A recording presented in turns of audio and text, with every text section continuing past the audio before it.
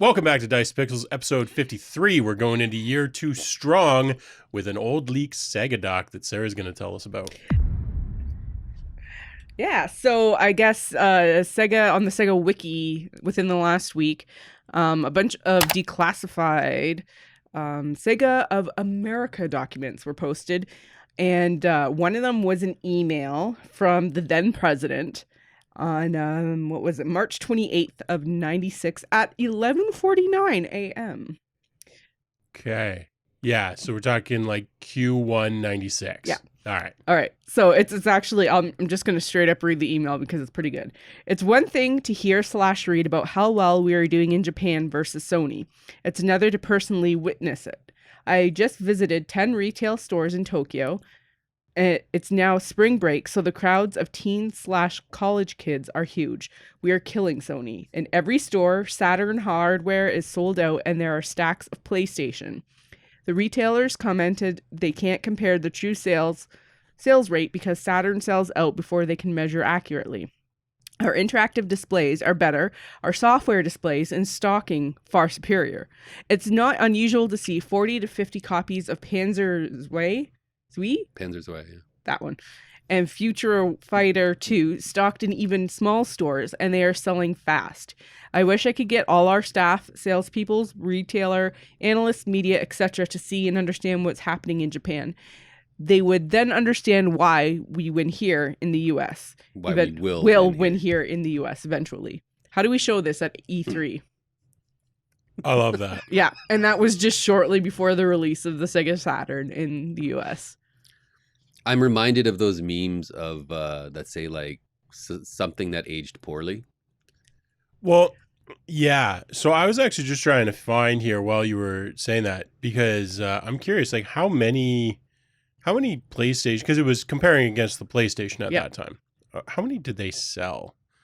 I had looked this up at one point for a video I was putting together because apparently Sega Saturn sold between 9 and 17 million.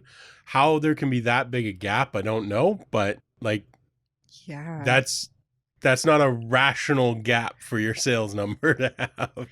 I'm sure there's better numbers if I find them elsewhere. But even if we say 17 million, how many did PlayStation sell? Many. Well, oh my God, 102 million or more. Yeah. Okay. Yep. Yeah. They are definitely beating the shit out of Sony. Yeah. Well, yeah. I knew that they had lost bad, but I was like, were they even?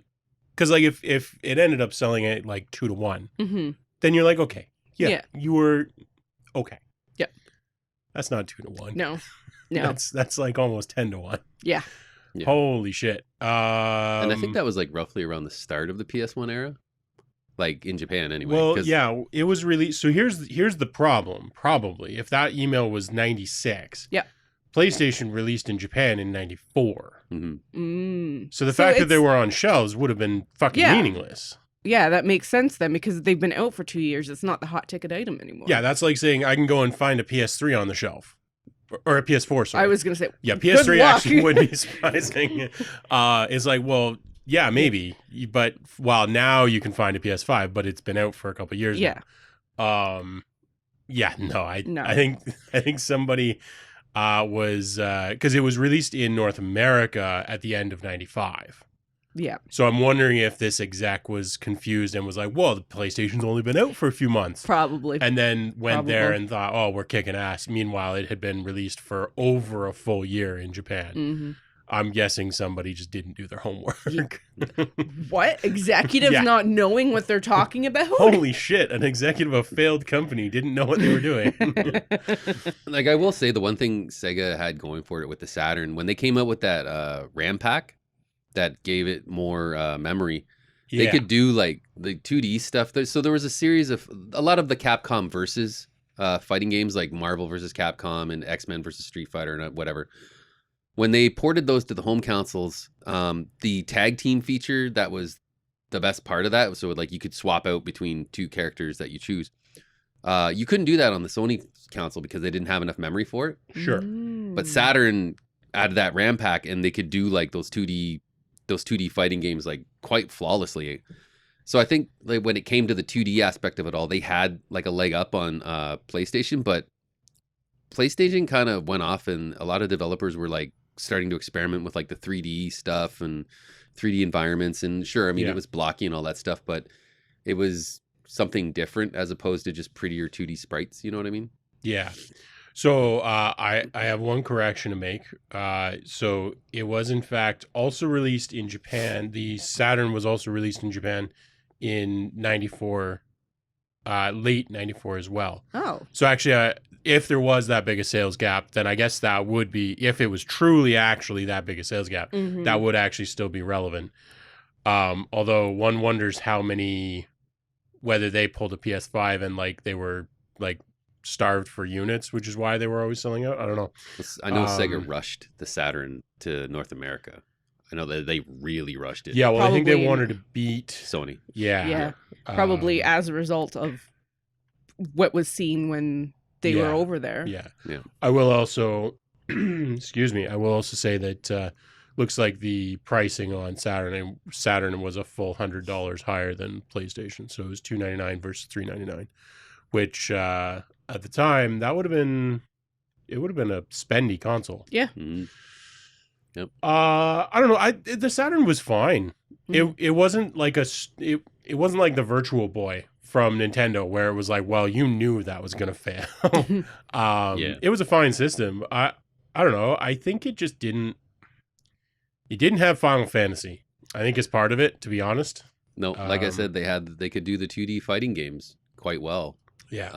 And I think that was like the biggest draw to the Saturn. And they it could have run Final Fantasy just fine. It's just that was not theirs to run. Yeah, and they had a Panzer Dragoon. I think it was Orta and Zwei. Like they were good games. They were on rail kind of shooter type games, but they were decent. Did it have all the crazy add-ons like the Genesis ended up with? No, the Saturn didn't. No. I think it would have if it had done better in North America. Probably. Like, I think if it had had the staying power of a PlayStation, I think they probably would have released, because I'm pretty sure it had the expansion slot to do that kind of stuff. It just didn't warrant the development. And actually, talking about Trainwreck kind of knew it was going to fail. They actually created a console that was basically the 32X. Yeah. And released it before the Saturn came out, and it just fucking flopped. Yeah, well, we talked about this... I don't know, a few weeks ago, I guess, Sonic versus Mario, and the fact that like Nintendo eventually managed to pull a 3D version of that, and it worked really well. Whereas I still don't think you can do a good 3D Sonic. Like they've tried a few times, and I just, the nature of the game, I don't think you can make a good one. Yeah. And so I think there's something to be said for like the Sega game to a large extent was Sonic. It was the Mario of the Sonic, the Final Fantasy of the Sega-ish kind of. And it more resources didn't help it. No. Right? Like it's like going back and playing the original Sonics is still just as good as it always was. More resources doesn't really improve it. Yeah, and I remember playing Sonic Adventure when it first came out. That was like the first true 3D Sonic game on the Dreamcast. And I mean, it was okay, but like I think a lot of the sense of speed that a Sonic game's supposed to have you lose all of it. Yeah, and it was kind of there was a lot of instances in Adventure where it seemed to be, it was more cinematic as opposed to like you're controlling it. Yeah. Like a lot of I remember one where like a big whale, a killer whale is like destroying a dock, and you're basically running towards the screen, and it looks like you're flying. But there's no real, like, it doesn't really seem like you have like a sense of control in that situation. No. Plus, too, you had to play as like a bunch of other different characters in that game, so it kind of. Yeah, there's a handful of things that they did with 3D Sonic that didn't really end up landing very well. But I think the biggest one is, it's one thing if your choices are left and right and vaguely up and down. Mm-hmm. You can process that pretty quick. It's very hard to process a 3D world fast enough to react at Sonic speeds. Yeah. Like you can't easily just like be full bore blasting in one direction and then turn on a dime and go 90 degrees the other, because you don't have the situational awareness to do that. And I'm not talking about the character, I'm talking about you as the player. There's no way for you to be like, maybe with VR there might be a path there where you could like quickly glance over, but like there's no way you're going to be able to process that when you're looking at a 2D screen. Yeah. So yeah, I think you just literally can't have that speed that a Sonic game needs to be a Sonic game. Yep. So I wonder if that's part of what made Saturn not, because they leaned heavily, as you say, into like the 2D games, the fighting games and everything else. And those were better, but fighting games have never made a console. Ever. No. Soul Calibur was close with the Dreamcast, but they've been popular. The Dreamcast was kind of doomed because once the PS2 came out, it was just... Well, but also, I mean, Dreamcast, you ask, I would hazard a guess that you talk to most Dreamcast owners, and yeah, Soul Calibur is going to be one that they remember, partly because it was like a release date thing. Mm-hmm. But they're thinking Crazy Taxi. They're thinking, Armada. They're thinking the other games that Dreamcast did that nobody else could do at the time. Mm-hmm. And yeah, Soul Calibur was good, but that, to my experience at least, is not what people were actually excited about for the Dreamcast. It was like, oh yeah, and it also does fighting games really, really well, which, cool. But I don't think that's really why. I don't think there are many people that buy a console for fighting games. No. I'm sure there are some. If you're one of them and you're like, you're wrong. Well, yeah, there are some, fine. But I don't think there are many. I think people tend to buy them for the really like big epic games. There, Smash Brothers, maybe there's some weird people that are like really way too into Smash Brothers. Yeah.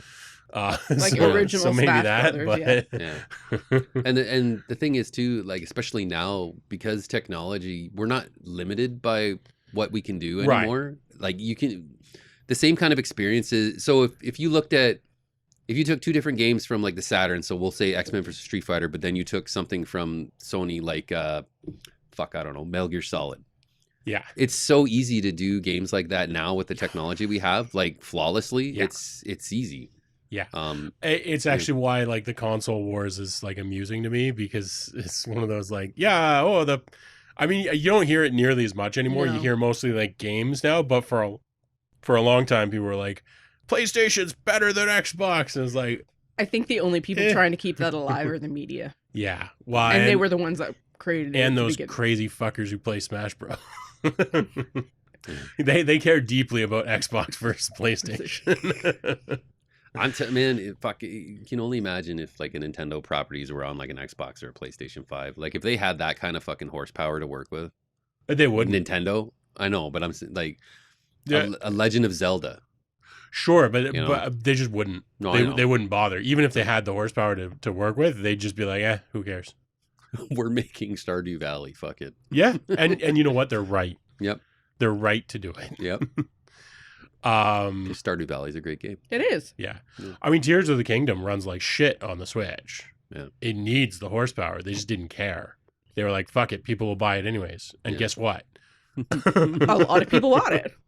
Yeah. They weren't wrong. A couple dozen. Yeah, just a couple. Yeah, the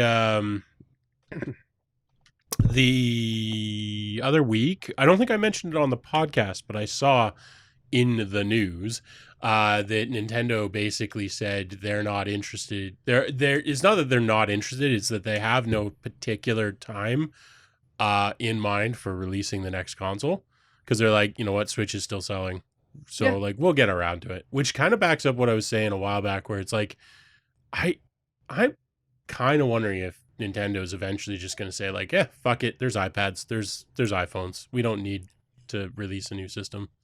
They just dropped the OLED Switch too, like a couple years back. Yeah. So yeah, well, I feel like their timeline, even since, because I can only speak from like the Wii to now in terms of Nintendo releases. Their timeline for console release just seems to be completely different than It's Sony just and whenever they fucking feel like it. Really. So actually, I think I was talking to somebody who, in theory, knows what they're talking about on this. I can't say who it was or anything, And their claim, at least, from Nintendo's stance, is essentially they come up with the controller, whatever new gimmick they're gonna sell. I'd say gimmick. They're not gimmicks, but they're gimmicks. So they'll come up with a Joy-Con, and they'll send it to a few firms that like they trust and have a good relationship with, and they'll do some in-house research with it as well. And when somebody comes up with like the killer game for it, that's when they'll commit to actually releasing the console. When somebody comes out with the new Mario that has an amazing control scheme or Wii Fit or whatever, they'll be like, "Oh, okay, let's slap a console together." Because like they don't need the latest greatest anything. They're like, "Cool, off the shelf OLED, off the shelf chip, They're like, we made the controller. That's all we care about. Everything else can just be like whatever 2 years ago was modern and sell it." Then what was the selling feature for the Switch? Well, the Joy-Cons. Not having to have the sensor. Well, yeah, but like, what was the game for that then? Oh, what was it? There was one that they like made a big deal about. What were the Switch release titles? Oh God. Oh, well, I think Breath of the Wild had just come out then. Around that Mario time. Odyssey. Super Mario Odyssey was one. But there was something that did like multiplayer, 2 players. It was like a 2-player game, and they made a big deal about you being able to use each Joy-Con as a separate controller. Splatoon? I don't know. I didn't buy a Switch when it first came out. I don't I know, like Mario Party was like that. Mario Party had it, so like there was different ways you could move about with the Joy-Con. Japan, they had Disgaea 5, I Am Setsuna, Nadaguna's Ambition. Was it 1-2 Switch? Puyo Puyo. That could be it. When was it released? Was it released in America at the same time? Because remember, Japan releases earlier often. 2017 party video game. Yeah, it was originally released as a launch title for the system. I hope this is super engaging for all you watching at home. Anyways, so to be fair, the guy I was talking to may have been talking out of his ass, but he does work at Nintendo, and I tend to believe him when he tells me stuff because he's been right most of the time. But that was basically what he said, was like, as soon as one of the execs gets super hyped about a game, that's when they actually commit to releasing the hardware. Makes sense. Because they don't, like, there's been a few hardware things, like the Wii U was different, but it wasn't really like, the hardware itself wasn't super impressive. It was just an upgraded Wii. Yeah. It's been a long time since they've pushed the edge on like power, like a long time. Usually they just kind of wait until something cool comes up, or if it's been too long, maybe they'll just get hyped about whatever they can, sort of thing. Yeah. But that was basically what he was telling me, was that internally, especially at the upper levels, they just kind of like, they don't care about releasing hardware until there's a reason to release hardware. So if somebody comes out with a new game that's like, hey, this is like, has a new control scheme that that uses the new ideas for controllers or whatever, because they've got a handful of different controller ideas at any time that they're like shopping around trying to get information on, like trying to get ideas on. And once one sort of lands, then they're like, oh shit, okay, cool. Slap a console together and get it out the door. I mean, that's not a terrible idea. If that's what they're doing, it's actually very smart. Yeah. And evidenced by the fact that they're killing it in a pretty big way, and they're not spending billions of dollars on research and development for their consoles. Well, especially when you consider too, with PlayStation 5, the tech demo that comes with it is what's the little guy's name? Astro's Playroom or whatever. Like, it's a great tech demo. It's a fun little game. Yeah. But no one uses all of the things that you can do in it. Not a lot even of a little people, they barely use anything with it. So if you really want to see what like that DualSense has to offer you, just play that demo. It's free. If you have a PS5, it's free, and it's fun. Yeah. It's an easy platinum trophy. It's really fun to play. And yeah, it's a shame that not a lot of, I think, like Hideo Kojima, I could see him utilizing a lot of the features, because he usually does that when he develops a game. He'll try to utilize as many features in like a controller as he possibly can. So Well, there's a few reasons that a lot of games will not use them. And one of the big ones is just cross-platform, right? So Yeah. it's in the world of mobile development, which obviously I'm quite familiar with. There's this whole like push by a lot of executives that don't know what they're doing to like adopt like React Native frameworks and stuff, which won't mean anything to a lot of people. But basically, it's like you can write it once and you can deploy it on Android and iOS and Windows when Windows, I mean, Windows mostly doesn't exist in the phone sphere anymore, but, and most actual developers and most companies that actually care about making decent apps are like, no, you idiots, because then you can't actually take advantage of any of the features of an iPhone or the latest Android phones or whatever. Which for a lot of stuff matters, for your banking app probably doesn't. And so like I think you run into the same problem to an extent in the gaming sphere where it's like, if I want to release GTA 5, no, I'm not using any of the controller stuff because I want to release it on Xbox. I want to release it on PS5. I want to release it everywhere I possibly can, PC, everywhere, because I'll sell more copies. Meanwhile, the people that are like, I'm going to make a PlayStation game, the ones that are passionate about it, the ones that care about the experience of a console game, not the experience of their game, but the experience of like this gaming system. Yeah. Those are the ones that go all in. I'm trying to think of games that actually take advantage of that, because like something like Horizon Zero Dawn, it's Sony, it's PlayStation exclusive, right? Yep. Yeah. And I can't think of any PlayStation exclusive features that are used. Well, in fairness, it's kind of hard to get excited about the PlayStation anyways these days. The haptic. So all the haptic feedback they use, like when you're drawing back in your bow, like the R2 trigger becomes kind of harder to hold and whatever. Yeah, okay, I forgot about that. Even Ghost of Tsushima, when they ported that to the PS5, they had same thing. Like it's mostly the triggers, like in the haptic feedback. The triggers that break all the time. That and the microphone, like the little microphone in your controller, seems to be used like a lot. Like even the touchpad. Like I know Ghost of Tsushima had it where if you swiped up on the touchpad, the wind would blow in the direction that you had to go. Or if you swiped another way, you could like play a flute that would make the sun come out or whatever. The other one was, I can't remember what the other. Putting your sword away. But like that, everything else is usually just the triggers, and yeah, like the triggers break so freaking easy because of that little damn spring. Yeah, well, like even so, I've said I've been playing Final Fantasy XVI. The only thing that I have seen is when you go to open double doors, you'll press X and he'll walk up to the doors and put both his hands on them. And then on the bottom, it'll say like R2 and you have to squeeze it and then like a meter fills up and it's just basically gets hard. It's hard to squeeze the R2 trigger and then he opens the double doors because they're heavier. And like, that's it. You look so impressed, Adrian. I want whoever designed that particular piece of, I want them fired. Sony CEO, Square Enix, not Sony, fire him or her. Fire them. Why the fuck would you do that? How does that improve the game? That just slows it down. Yeah. For like no reason. There seems to be a lot of like little things like that. Just to be clear that I'm not like going crazy about this is a repeating thing. This is not like a one-time thing. Anytime you hit a double door where he has to push open the doors, it'll come up and you have to squeeze R2. Same with the Switch. There's like a confirmation dialogue for opening doors. More or less. If you have to, like most doors, you just hit X and he walks through them. But then the double doors or even levers for gates. I'm sorry. Why do you have to hit X to walk through a door? Just to open the door, like X to like open the door. To interact. You interact with it to go through it. Yeah.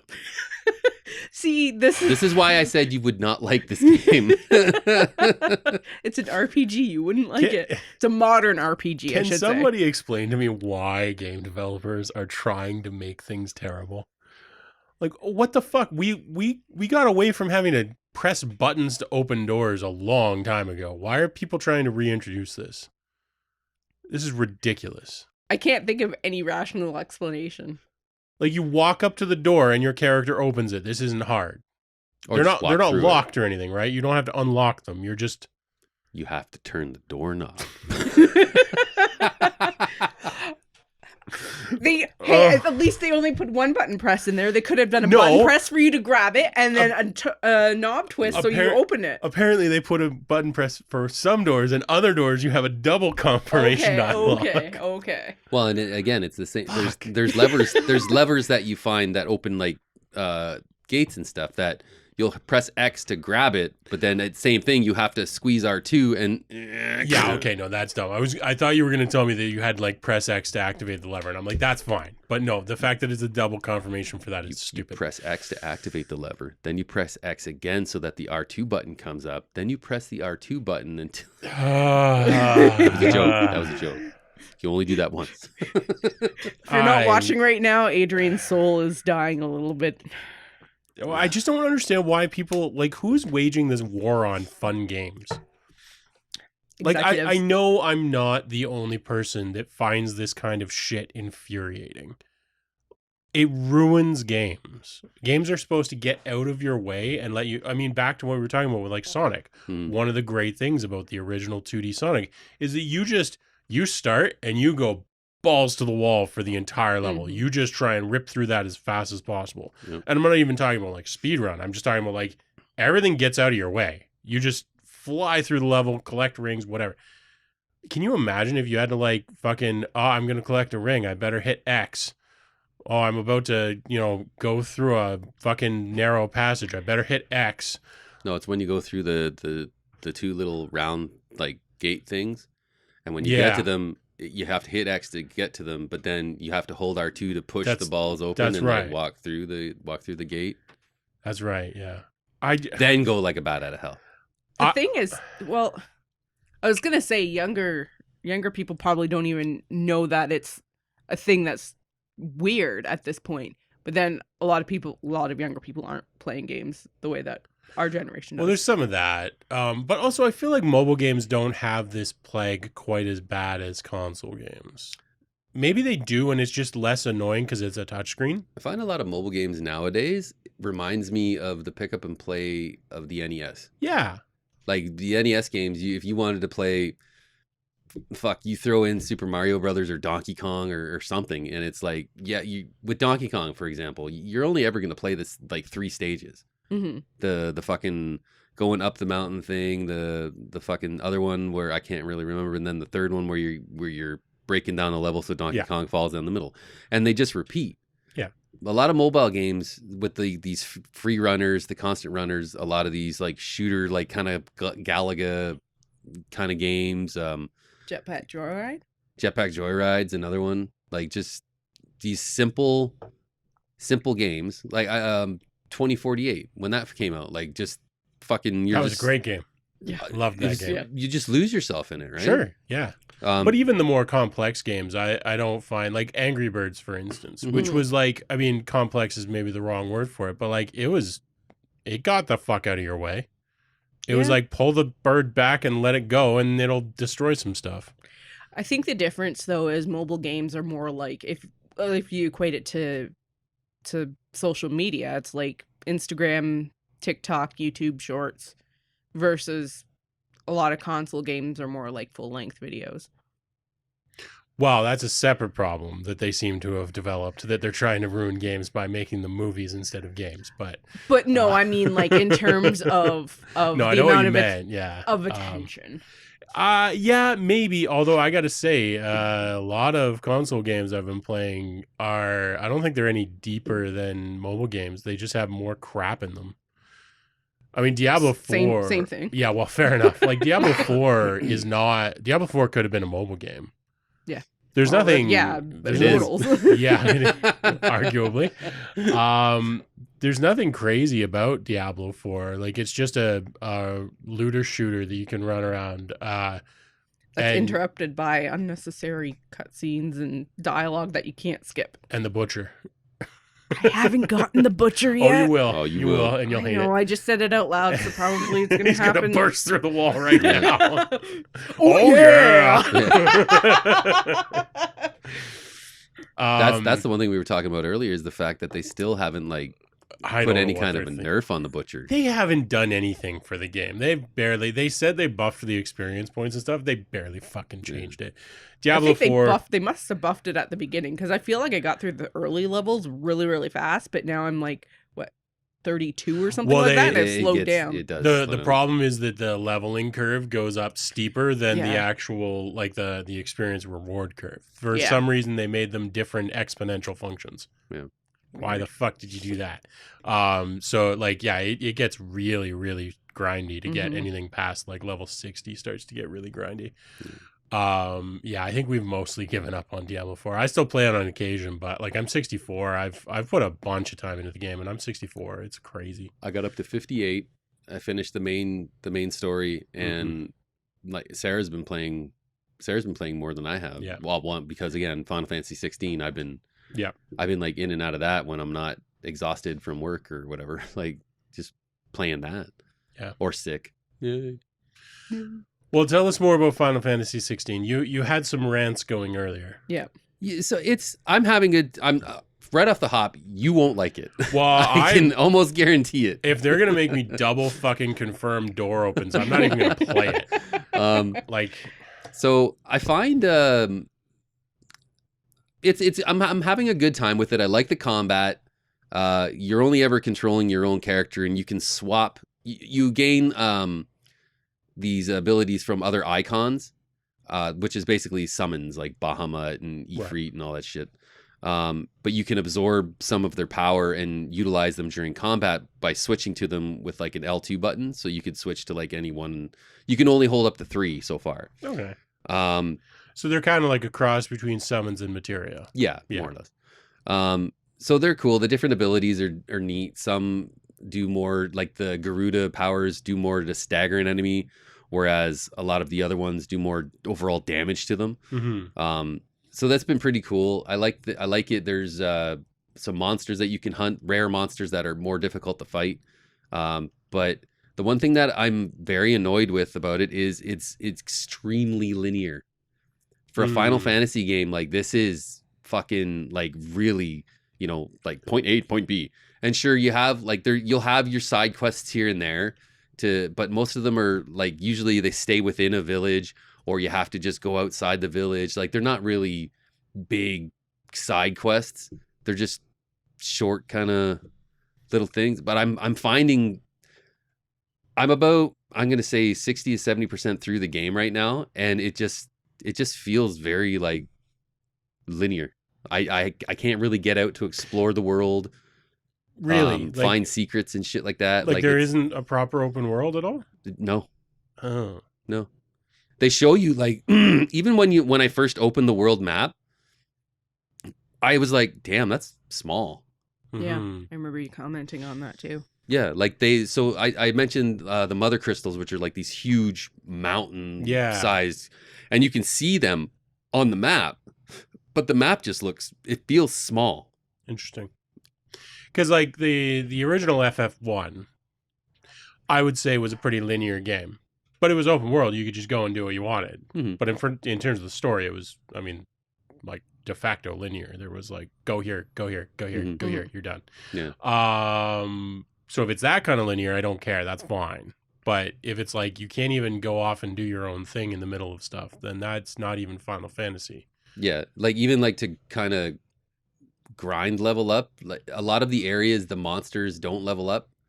So when you go back to other areas, they're like, if they were at level 19 when you got there and you were at level 19, they're still at level 19. Oh, that's fine. I like that. Yeah. I hate level up monsters, Mhm. leveling up monsters. But there's really I find that there's no real, I mean, you could, I guess, go back to other areas to like try and grind levels and shit like that, but there doesn't really seem to be much point to, because it's not that hard.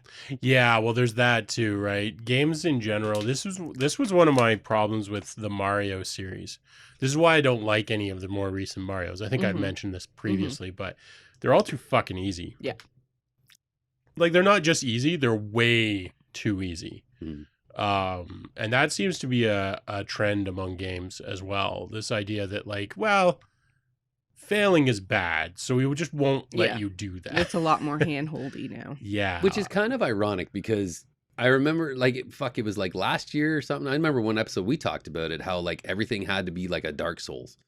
Everything had to be like ridiculously hard or whatever. But even Dark Souls, it's like you failed. You fail, but it's trial and error. Like, okay, well yeah, it's like you failed. Go and pick it up from 30 seconds ago. Like that's just annoying. That's not even punishing you. That's just annoying. In NES, it would have been you failed. Start the game over again. Yeah, because you only have 3 lives. Yeah. yeah.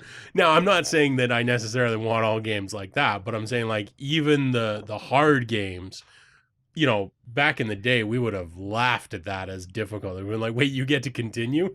Fuck you, that's not hard. Yeah, like play Ninja Gaiden on the NES. Yeah. So like even those games, like yeah, I agree, they're way harder than like the Mario series, but even those are arguably pretty easy. Yeah, a lot of the newer releases have felt very easy. So easy. Yeah. You know, and I'm not entirely sure why. I guess because people don't want to challenge anymore. Yeah. But yeah, which has kind of led to me changing my gaming habits. It's why I got more into things like Kerbal Space Program and Factorio, because it's like, well, if you're going to give me a game that I can't fail at, then I'm just going to take a game that I can't succeed at either. I'm just going to play a game that it's like, you just do stuff, and eventually you'll have done enough stuff that you're bored, and then the game's over. Mm-hmm. And then you'll come back to it again in 6 months. I think that's more or less the same position I'm in too with a lot of games. A lot of the indie games I play are just like are very story driven, or it's like Stardew Valley. I play a lot of games similar to that, where it's just you do the thing and you keep doing it and you're making your own adventure along the way. Yeah. But because that's fundamentally the problem that I had with like Diablo 4 and Diablo 3, for the record. There was no satisfaction to finishing the story, because at no point was I like, oh, maybe I won't beat it. I guess if I had played a hardcore character, I would have had difficulty, but only when I ran into the butcher. Yeah. But it's like, cool, I beat the story, but that was a foregone conclusion. It's not like I wasn't going to. Mm-hmm. It was just a matter of how long it took me to do it, which was way too long. Yeah, I mean, like the only one that thought you were going to fail during the story was Lorath. That's right. Yeah. We're never going to succeed. To this day, I pick up Super Mario 1, and I don't know if I'm going to beat it on a playthrough. Well, actually, I do right now, because the answer is no. I haven't beat it in a single playthrough in a long time. But, like... We're going to have to do a stream of that. We do, yeah. I don't know. It's just interesting that, like, I can't think of a game that has had, like, a good difficulty balance in years. Like Tibia, you played Tibia very briefly, and it's a game that like you can die. Yeah, and also there's no hand holding in there. No, I have there is no zero idea hand what's holding, going on. and you can die, and especially at the higher levels, it fucking hurts to die. Yeah, we're talking like potentially days worth of progress to die. Yeah, I found that even because I was playing the remaster of Ni no Kuni, the White Witch, and I was playing it just on the normal mode, and I kept dying, and you lose all of your money and everything, and then I switched down to easy because I'm like, whatever, I just want to play for the story and whatever. Yeah, I still ended up dying at some point because I wasn't paying attention, and I lost like 1,000 gold, and I'm like, well, fuck this. So is that the game's fault? Shut up. Or is that your fault? Shut up. Yeah, it's interesting because you do want that sort of like I like difficulty settings. Yeah, like even in Tibia where you can die and it hurts like hell. You can also fight stuff that you're guaranteed not to die from, right? Like you don't have to do the hard stuff. You can do the easy stuff. But yeah, like modern games, a lot of them just take that choice away from you. It's just like, no, we're not even going to give you the chance at failure. Mm-hmm. We're just going, apart from Diablo 4 with the Butcher, because you can be level 100 with Uber 11 legendary gear and the Butcher will still fuck you up because it's just stupidly overpowered, which is a separate problem. But most games that I've played, I'm like, this is unsatisfying because it's just, I already knew I was going to win. Yeah. So all you're doing is telling me a story, usually kind of badly. Why don't I just go and watch a movie instead? I'll go and watch a movie and then I'll play some Mario Brothers 1. Yeah, Baldur's Gate 3 is coming out soon. Yeah. Well, we talked about that. Yeah. So dumb. It's funny because I look at, I think from the previous games that I've played, I think God of War Ragnarok was probably a good. I mean, it was one of those ones where like, yeah, like you're gonna fail, you can continue and all that, but I felt the difficulty was pretty good. Yeah. Where when you're fighting like your normal berserkers or dregs or whatever, like you're going to kill them. But then when you fight like, boss characters or the Vikings that you there was one quest where you had to kill like a bunch of Viking, like dead Vikings and shit. And even a Valkyrie, like one of the Valkyries in hell that you had to fight. Like, and those fights were hard. Like they were challenging fucking fights against like pretty formidable foes. And when you died, it's like, fuck, it's like I didn't dodge or I didn't do this or I didn't do that. But now I know it's kind of Dark Soulsy where it's like, I know this, that's the call for this move. And now I know what to do when they do that and blah, blah, blah, blah, blah. Yeah. So I was gonna say like I'm okay with continuing. Like I don't mean to say like continuing is an evil mechanic or anything. I've never liked that mechanic where it's like all you need to do is fail at this a few times and then you'll understand exactly what we intended. Here is the exact method for beating this fight and you can't do anything else. Do it a few times until you memorize the choreography and then you'll beat it. I have never liked those games, which is probably why I never got particularly into Dark Souls, because they're basically, that's what they are. I prefer games where it's like, yeah, there's a way that we kind of intend you to beat it, but you can also, I mean, ostensibly, if it weren't such a shit game, I would enjoy Tears of the Kingdom because it has that. Like you can break combats by thinking outside of the box. Yeah. It's just that in that game, it's so poorly done that there's no point in doing anything but that. It's just, it's a crap game. Yeah. But yeah, I don't know. There's a lot of games that lean either heavily into the Dark Souls where it's like, do what we told you to, or else you're not going to fight or you're not going to beat this. And then it's like the Super Mario's where it's like,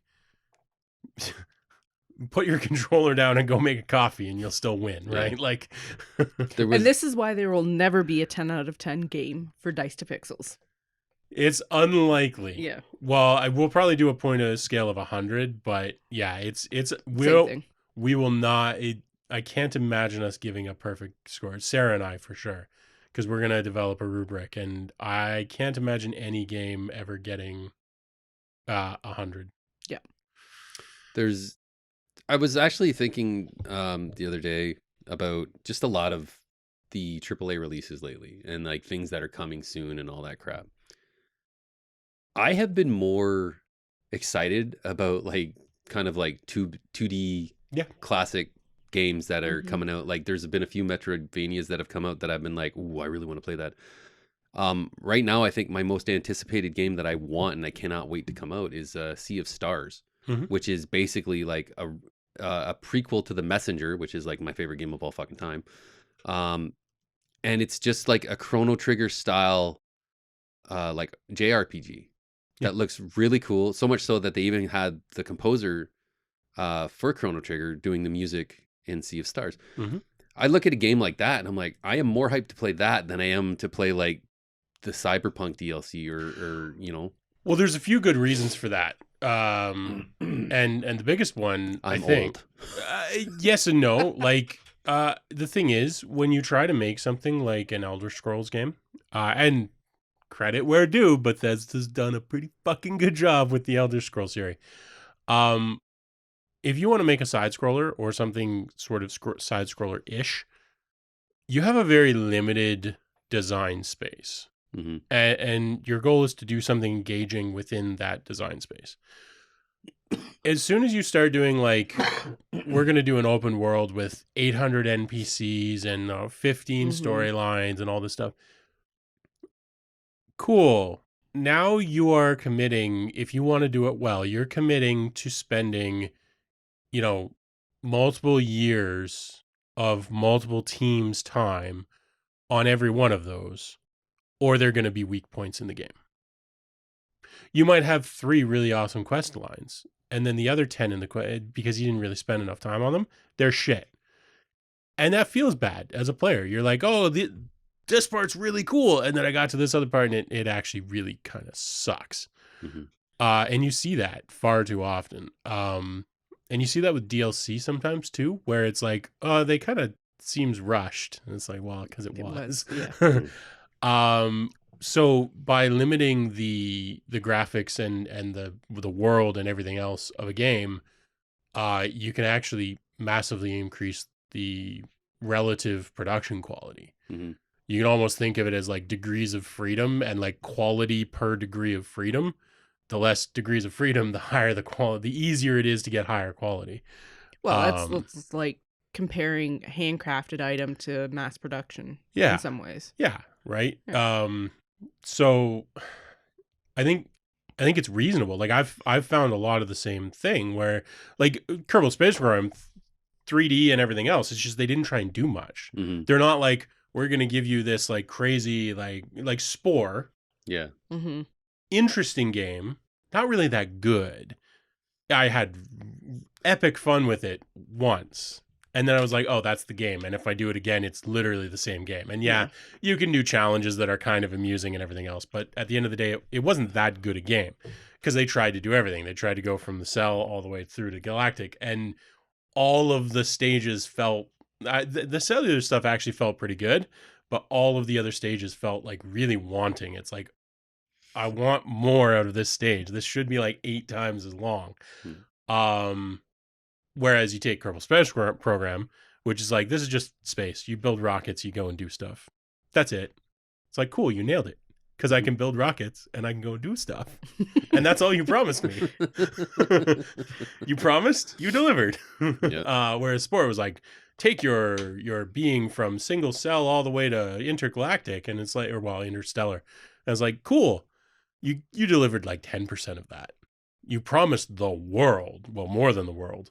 And you delivered like, it was cool. It was fun. I enjoyed it, but it wasn't. It's like No Man's Sky in that way, where promised big and at the time did. Yeah. So I think in Spore didn't improve over the next 7 exactly. years. I was gonna say Spore was also kind of ahead of its time. I think if they were to revisit something like that now, it might be a little bit different, or it might not. I don't know, because I think the problem with something like Spore is you try to do that, and it's not that the system couldn't run it or anything. Like the graphics were fine, the selection of stuff that you could do was fine. I think that if they would have had to charge 5 times as much for the game if they had done all of the stages to the detail, because that's the thing, you can do it if you want to charge $200 for a game. Fable was another one that you were promised the world, and then just got a normal ARPG out of it. It was fine, but like the promise was crazy. You've been playing Fable. I have been playing Fable. I don't know what the promises were at the time, and I weirdly started with Fable 3, and apparently I'm one of the very, very few that fucking love that one. Yeah, that happens, eh? When there's like the third or fourth install in a series, and people are like, "This is the worst thing ever," and then somebody new comes in, they're like, "What the fuck are you talking about? This is a good game."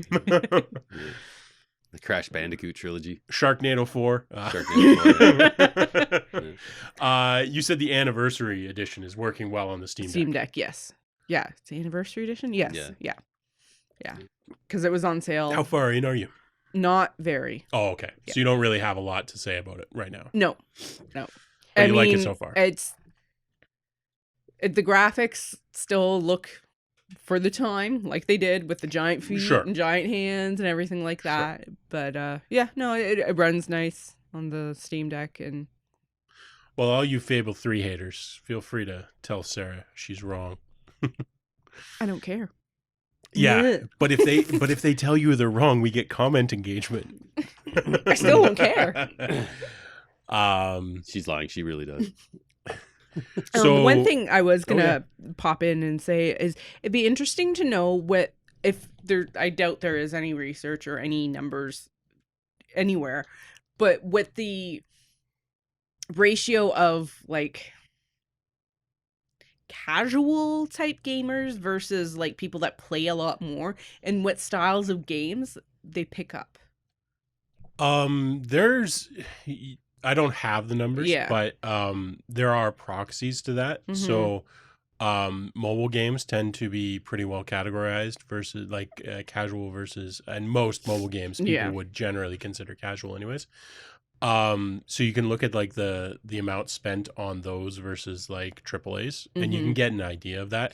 The answer, as far as I know, the last time I looked, casual is much larger. Yeah. So, but I'm thinking more in terms of like on consoles and PCs, what types of games they're getting and playing versus someone like Chad, how he's not so much into the AAA games anymore, more into the old retro style with more of a boutique feel to it versus people playing a lot more of the AAAs, how they would categorize those types of people.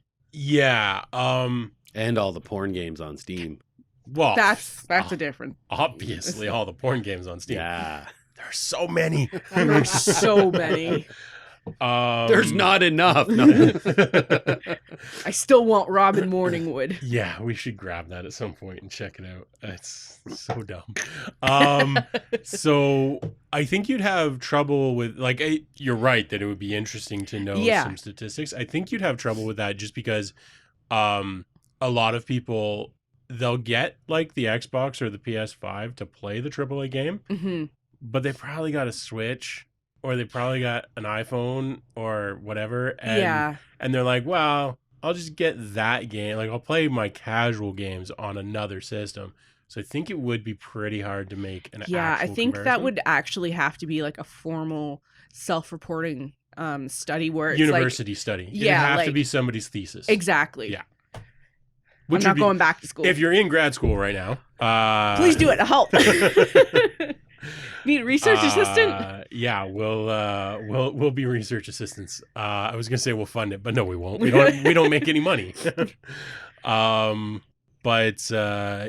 would be very interesting to see. I'd love to know the overall trends of a bunch of stuff in the gaming sphere, because I know what I feel and I know what a lot of the people that I know feel. But like I don't know if that's like I've got a pretty diverse friend group, especially when it comes to like gaming tastes.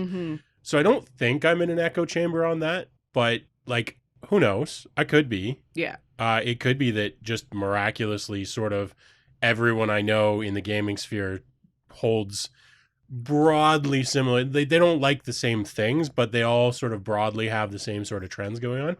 That could be a coincidence, but I don't think so. I think that's just everybody. I think that's a trend in the industry, but it'd be really cool to know for sure. Yeah, for sure. When we if you tell 1 million friends to subscribe to us, we will fund all of these studies. 1 million friends. Wait, they have to actually subscribe. You can't just tell them.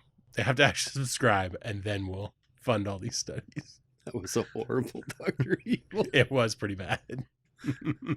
I think you have to go lower for starters. I think it's like a... I don't care. I'm trying to be accentuated. You're like the royal. Trying to be seductive.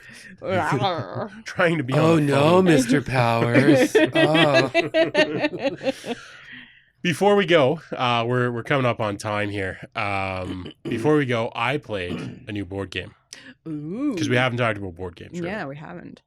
What did you play, Adrian? It was 1846. A something to the Midwest. Journey to the Midwest? I think Journey to the Midwest. And it's a trains game. So you control and invest in railroad companies, and you're building out your railroad network, and then running various routes. And everybody's running routes, and you like invest in your opponent's railroads. So like if you start Pennsylvania Railroad Company, I will buy shares in it in order to, if you do well, I get benefits too. Oh, Jesus. But like it's up to the person who holds the first two shares essentially to run the railroad. It's actually the race for the Midwest. The race for the Midwest. It's a whole series, the 1800 series. I'm sure several people right now are like, oh yeah, I love that game, or no, I hate that game. Probably. I actually don't think there are that many people that dislike it from what I've seen. It seems very popular among those who have played it. Question? Yeah. Does the Donner Party come up in it? No, not in that one. Okay. Not that I'm aware of, although it could. You could make it come up. But there's not a card for it or anything. Yeah, because I did Google 46 Journey to the Midwest, and the first thing that came up was the Donner Party. Yeah, they didn't have a lot to do with the railroad, though, I don't think. No. So anyways, my brother, I was over at his place, and we played it, and we started it at, like, I'm going to say 10 o'clock probably. And it was one of those, like, I don't know how long it's going to take to teach and then play this. At 3 a.m. we finally wrapped it. It says here the playing time for it on Board Game Geek is 120 to 240 minutes. Yeah, it took a minute. It took a hot minute. But it's one of those things where, so, like, we're playing, and, like, you can tell I'm super into this game, and even Danielle really liked it. We're playing, and, like, I know it's getting late. His wife, Kate, was, like, fading. She was, like, falling asleep at the table. But, like, we're all into it, and I'm, like, doing something, and then I'm like, yeah, what time is it? Like, Danielle, at some point, like, we should, like, get home and, like, check on cats and get her meds going and everything. And I'm like, it's 1:30. Oh. Fuck it. Yeah, we played for like 5 hours, and I loved every goddamn minute of it. It was great. So it's online. You can play it online. And so starting tomorrow, I'm joining they've got like a group of like 40 people that play it. And they're going to bring me on as a newbie and sort of teach me how to play the game properly. Because it's a very in-depth game, because it's all, like, in addition to the rules of the game, which aren't actually very complex, it's all about the economy. It's all about, like, speculation and trying to guess who's got the best turns coming up and whether they're going to start a new railroad or buy somebody else's shares, or who the fuck knows. Very cool game. Really enjoyed it. Can't seemingly get print copies of it. It's very hard to get print copies, but you can play it online, and there's a whole series of them, and I'm sure a bunch of people right now are being like, ooh, I love that game. And if you do, drop a note below or join Discord, because I would be interested in playing a few online games with people. Yeah. Hell yeah. I currently am not good at it, but he will be. I'll get good at it eventually. He will be. I lost. I had in fairness, the reason that I lost, for anyone who does know the game, I was playing New York, which is, my first railroad was New York, which is widely sort of considered to be like a strong starting railroad. But I made the mistake of buying Aaron's shares. I bought into his company because I'm like, he's played this. So, like, I'm going to buy his shares to hedge my bets against me failing and him succeeding. Turns out he actually was doing dog shit for the first part of the game, and I was doing really well. So I had given up shares in my own company. Somebody else had bought them, and I hadn't bought my own company. I bought his, and then it's like, oh, fuck, all right, well, I'll sell his, but then mine are more expensive, so I can't buy them, and it was a whole thing. I needed to believe in myself, and then I would have done better. Damn it, Aaron. Yeah, he played terribly for the first chunk of the game. But he got bad luck too. But it's super cool game. I really liked it. I'm going to be playing more. And if you're into it or want to check it out, I will drop a link to the online version in the description. And if you're curious about trying a session of it, it's asynchronous online, so like you can take like multiple days to play a game. So I'm happy to start up a few games with people in the community or otherwise, and spread the gospel. I loved that game. I'm going to play so much of it, I'm sure. So that's going to be. See, I do like some games. Is this the new Power Grid then? It's actually very much like Power Grid, except more elaborate. No, but like you like Power Grid. Yeah, well, yes, it is for me, it's the new Power Grid. I like it more than Power Grid, but I think if friends are coming over, I don't think I'd introduce them to this. I'd go Power Grid, because Power Grid doesn't take 5 hours to play. But yeah, so I do like some games. I'm not just a curmudgeon. Honest, it's true. Yeah, there are things I like in this world. But just not any modern video games, apparently. But we like you. We love you. Do you like personally. us? What's the name of someone? What's a name that we don't know who's in our community right now? Do we know any Alexes? Ezekiel? Yeah. Ezekiel, we love you. Joe? Yeah, sure. Joe? Yeah. Joe, you're great too. Tell 3 friends. Tell 5 friends. Tell 1 million friends. Especially you, Aloysius. Aloysius. You know who you are. Thanks so much for watching. Like, subscribe, comment, and we will see you next week. Year 2 has begun. Woo!